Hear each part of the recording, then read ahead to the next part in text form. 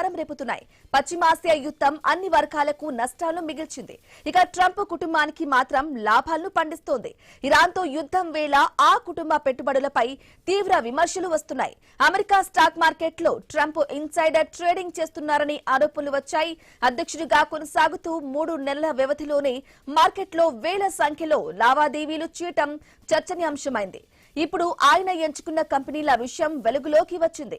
ఇక ట్రంప్ విధానాలతో నేరుగా ప్రభావితమయ్యే పశ్చిమాసియా ఉద్రిక్తతల్లో లాభపడే సంస్థల్లో భారీ ఆర్డర్లు ప్లేస్ చేసినట్లు కథనాలు వచ్చాయి. ఆయన పోర్ట్ఫోలియోలో అమెరికా ఆయుధ సంస్థలు లాక్హీడ్ మార్టిన్, జనరల్ డైనమిక్స్, నార్థ్రోప్ గ్రూమన్ షేర్లు ఉన్నాయి.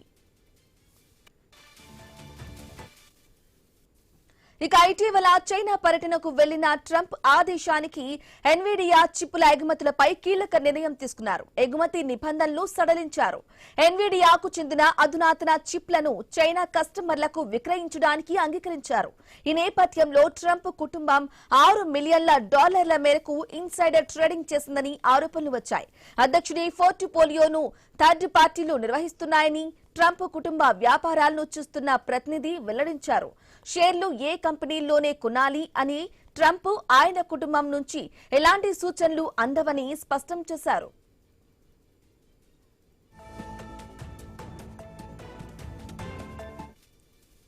అయితే తమ సంతకాలతో ప్రభావితమయ్యే కంపెనీల్లో ట్రేడింగ్ కు అమెరికా అధ్యక్షుడు దూరంగా ఉంటారు.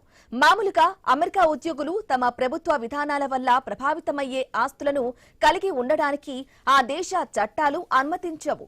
కానీ ఈ విషయంలో అధ్యక్షుడికి మాత్రం మినహాయింపు ఉంటుంది.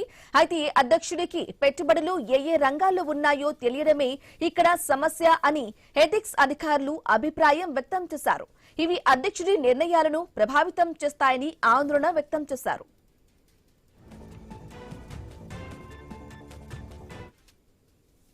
ఇక ఫెడరల్ ఎథిక్స్ ఏజెన్సీలో ఫైల్ అయిన స్టాక్ ట్రేడింగ్ రిపోర్టు ప్రకారం ఈ ఏడాది 3 నెలల్లో 100 మిలియన్ల లావాదేవీలు జరిగాయి. ఇక్కడ స్టాక్స్ అమ్మకాల కంటే కొనుగోళ్లే ఎక్కువగా ఉన్నాయి. అయితే వాటి ఖచ్చిత విలువ మాత్రం వెలుగులోకి రాలేదు. ఎన్విడియాతో పాటు యాపిల్, బోయింగ్, టెస్లాలో కూడా ట్రంప్ కుటుంబానికి షేర్లు ఉన్నాయి. చైనా పర్యటన సందర్భంగా అధ్యక్షుడి వెంట వెళ్లిన వారిలో ఆ దిగ్గజ సంస్థల సీఈఓలు ఉన్నారు.